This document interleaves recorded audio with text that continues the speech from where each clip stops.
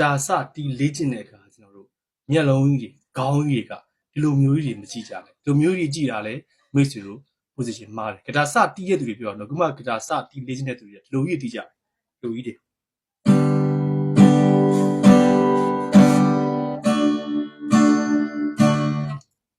ဟုတ်တယ်မလားကျွန်တော်ဆိုလိုတာကအကြည့်ကိုပြောတာနော်အကြည့်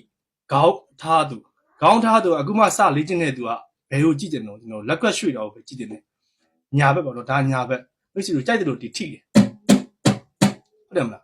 ဟောနှလုံးမိတ်တီးလေမိတ်ဆွေတို့ထိကိုထိတယ်အားရတာအားမရတာလေအဲ့ဒီနှစ်ခုရရှိတာထိလွဲစရာအကြောင်းမရှိဘူးဒါကြီးတော့လွဲတယ်လို့တော့ကျွန်တော်ကက်ပြီးတော့မပြောစေချင်ပါဘူးเนาะကက်ပြီးတော့ပြောရသူဟိုရှိရင်တော့ကျော်သွားပြပါเนาะညာဘက်ကလွဲစရာအကြောင်းမရှိဘူးလွဲတာရှိအောင်ကျွန်တော်ကရှင်းပြတာပါကျွန်တော်ရဲ့သင်တန်းမှာလည်းလွဲလို့ပြန်ခိုင်းရတာရှိတယ်ဒီလိုကြီး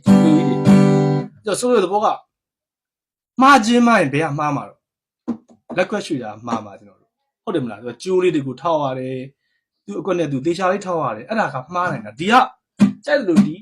မမှားနိုင်ဘတ်တန်သမားတွေပြောတာပါ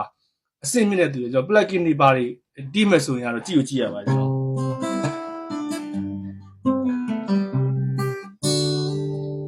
ဒီတွေပါဆိုလိုတီးမှကြည့်ရပါကျွန်တော်နော်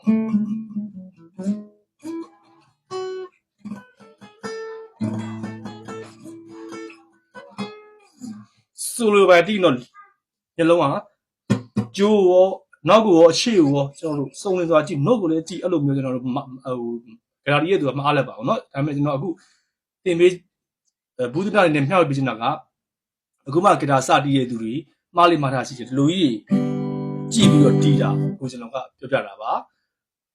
အကောင်းဆုံးနှစ်ခုမျှပြီးတော့ကြည့်နိုင်ရင်တော့ပို့ပြီးတော့မှန်တယ်ခင်ဗျာနော်ပို့ပြီးတော့မှန်တယ်ဒါပေမဲ့တကယ်ကျွန်တော်ဆိုတဲ့သဘောကညာဘက်ကြီးကတော့ကြည့်စရာမလိုဘာလို့လို့ဒီမဲ့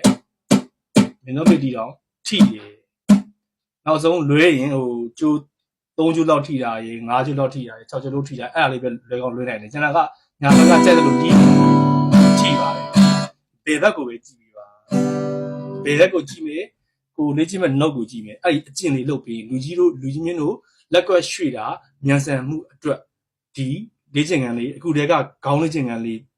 ကိုလေ့ကျင့်သွားရင်ဒီတိုင်းလေ့ကျင့်သွားရင်လက်ကွက်ရွှေ့တာပို့ပြီးတော့မြင်လာတယ်ဘာလို့ဆိုအာရုံမများတော့ဟိုဆိုရှေ့ရောနောက်ရော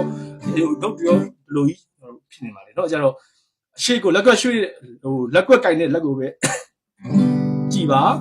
နောက်ကိုကြည့်ပါအဲ့ဒါဆိုရင်ဒီမင်းတို့လက်ကွက်ရွှေ့တာဟို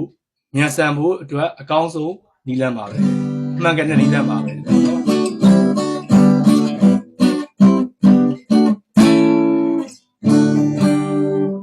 ခြားအဆင့်မြင့်တဲ့ level တွေကတော့ကျွန်တော်တို့ရှေ့ရောနောက်ရောလက်ရောကျိုးရောအကွက်ရောနှုတ်ရောကြည့်မှတ်ရတာပါကျွန်တော်တို့ဒီဟာသမားတွေအာရုံများလို့လည်းမရပါဘူးเนาะအခုတော့ level 1သမားတွေအတွက်ကျွန်တော်ရည်ရွယ်ပြီးတော့